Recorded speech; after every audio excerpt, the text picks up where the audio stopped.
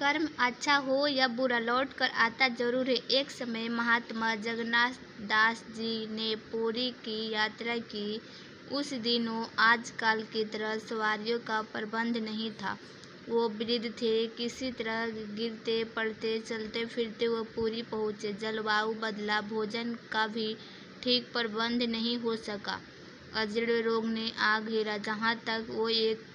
जहाँ तक हो सके सावधानी करते हुए, पर साधु का कौन ठहर ठिकाना। जो मिला उसने उदर पूर्ति कर ली। जिसने आदर सहित बुलाया उसी की भिक्षा ग्रहण कर ली। कभी कभी मंदिर से प्रसाद पा लिया। कुछ दिन बाद ही उनको दस्त लगने लगे। जब तक साधारण स्थिति रही सहन करते रहे। बाद में रोग बढ़ जाने पर समुद्र के किनारे चले गए और वहीं एकांत में पड़े रहे। दस्त से कमजोरी आती ही बूढ़े थे, बेहोश हो गए। कपड़े में ही मलमूत्र करने लगे। मक्खियों भिनभिनाने लगी। जो आता दूर से ही देख कर लौट जाता। कोई पूछने वाला नहीं था कि ये मरने वाला कौन है, कहाँ से आया है, इसके औषधि की भी आवश्यकता है या नहीं। महात्मा जगन्नाथ दास जी की ऐसी दीन दशा देखकर प्रभु जगन्नाथ को दया आई। भगवान जगन्नाथ जी ने 10 वर्ष के बालक का रूप धारण कर अपने भक्त के समीप पहुँचे। उनके कपड़े बदले, उनके अपने कर कमरों से शौच कराए। मल मूत्र के वस्त्रों को लेकर जाकर समुद्र में धो आए। धूप में सुखाया। तब तक वो कपड़े भी खराब हो गए। अब इन्हें फिर बदलना और धोना सुखाना कई दिन व्यतीत हो गया। जगन्नाथ दास के कुछ खबर नहीं कि मेरा सेवा कौन कर रहा है। जगन्नाथ जी को कुछ होश आया। आँख खोली तो देखा एक बालक सब तरह की सेवा कर रहा है। उठने बोलने की समर्थ नहीं थी। चुप रह गए और मन ही मन में उसकी प्रशंसा करने लगे और उसे धन्यवाद देने लगे। 2-3 और ऐसे ही कटे। अब शरीर में कुछ बल आया।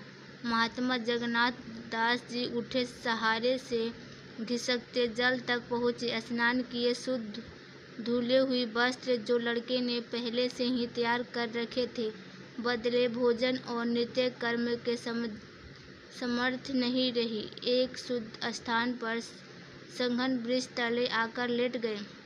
बच्चा कहीं से जलपान ले आया। वो खाया और आराम करने लगे। ऐसे ही कई दिन तक बीते। अब जगन्नाथ जी का स्वास्थ्य ठीक हो चला है। वो चलते फिरने लगे हैं। दस्त बंद है। भूख भी लगने लगी है। कुछ खा भी लेते हैं, पर अभी पूरे निरोगित नहीं हुए। निर्बलता बाकी है, लेकिन संज्ञा नियम उसका शुरू हो गया है। प्रातः काल का समय था। भक्त जी स्नान कर पूजा करने बैठे थे। ध्यान में डूब गए। मस्ती छा गई। तन बदन धुल गए। शुद्ध बुद्ध जाती रही।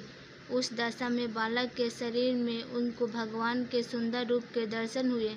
महात्मा जगन्नाथ दास जी घबरा गए। आँख खोल दी, रोने लगे और जल्दी से उठकर अपने सेवक बालक के चरणों में लेट गए। जगन्नाथ जी क्षमा याचना करने लगे। तरह तरह के विनती करने लगे। प्रभु, इस धर्म के लिए आपने इतना कष्ट उठाया। माता की तरह मल मूत्र साफ किए। इस पापी को मर जाने देते। इस अपराधी को दुख झेलने देते। ये दृष्ट इसी योग था कि इसे दंड मिलता। आपको क्यों इतनी दया की, क्यों इतनी खबर ली।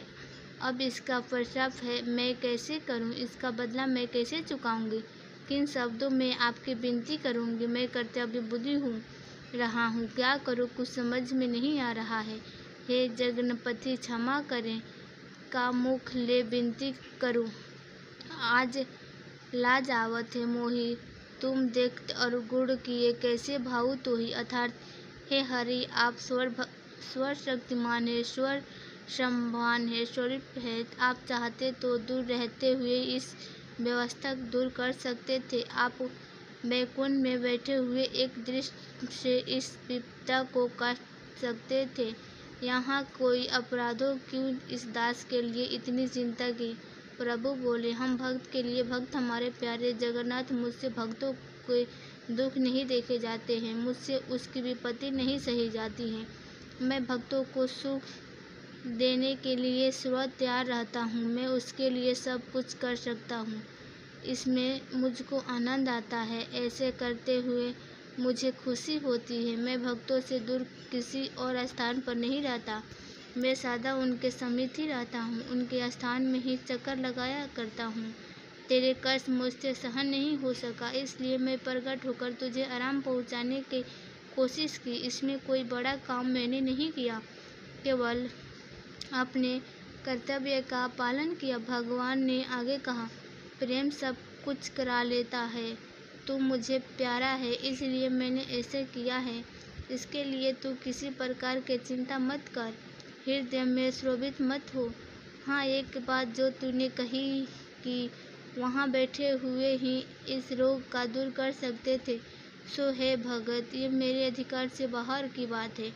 फलम के भोग अवश्य भोगता है, लेकिन कर्म बिना भोगे नहीं कटता। यह प्रकृति का नियम है, मैं इसमें कुछ नहीं कर सकता। प्राणी जो कुछ सुख दुख उठाता है, कर्मानुसार ही उसे मिलता है। जगत में कर्म की प्रधान है।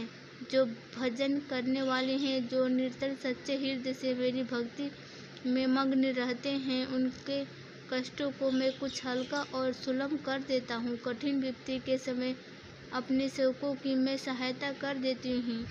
यही मेरा दया है। कर्मों के बिना भोगे आत्मा शुद्ध नहीं होती। संस्कार आत्मा के ऊपर लिपटे रहते हैं और पर्दा बनी के प्राणी को मुझसे दूर किए रहते हैं।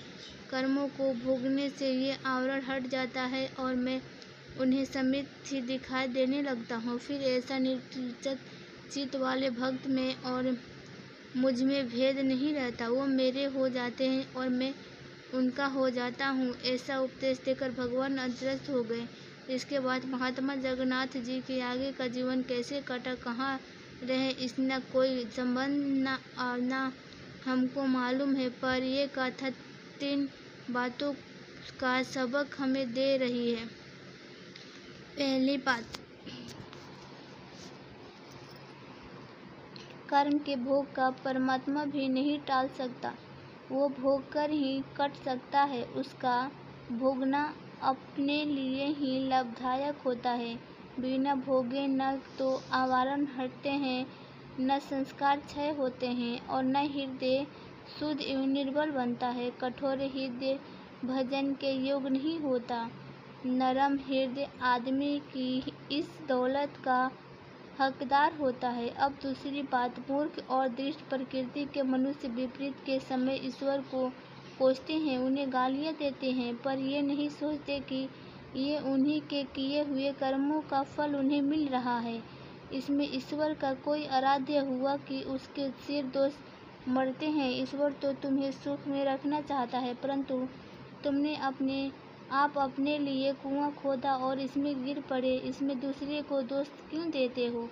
अपनी मूर्खता और पश्चाताप आगे इस दूर करने का प्रयत्न करो। सदाचारी जीवन बताओ, अकाल बनो, दुष्ट कर्मों का त्याग दो, रोग दोष को दूर हटाकर सबके साथ प्रेम का बर्ताव करो। फिर देखो तुम सुखी रहते हो या ना हो। अब तीसरी बात, ऐसी बातें कई ताकीद कहने लगे कि जब कर्म का फल हमें भोगना ही है तो भजन से क्या लाभ? क्यों भजन और पूजा में समय नष्ट करे? वृथा क्यों परीक्षा उठाए? ईश्वर हमें क्या दे देगा? हम जैसा करेंगे वैसा ही भोगेंगे। इसका समाधान भी इस कथा में हुआ है। वो ये है कि भोग तो आएगा और वो भोगने से ही कटेगा, पर जो भजन करने वाला है, भगवान के सच्चे भक्त में है, वो साथ ही शुद्ध चरित्र और कोमल स्वभाव के हैं, उन्हें कठिन विपरीत के समय एक गुप्त सहायता ऐसी मिलती है जिन्हें वो कष्ट दिव्य और भारी न रहकर सूक्ष्म और हल्का हो जाता है। उस मनुष्य के अंदर एक ऐसी शक्ति का उच्चालन करता है जो उसे प्रसन्न और प्रसन्न रखती है। इस आनंद में कठिनाई आती है और चली जाती है, उसे कोई विशेष अनुभव भी नहीं होते। पता बस इतना ही भजन का प्राप्त है और भजन करने वालों और साधारण लोगों में यही भेदभाव है। जय श्री कृष्ण। अगर वीडियो पसंद आए तो हमारे चैनल को लाइक, सब्सक्राइब और शेयर जरूर करना। धन्यवाद।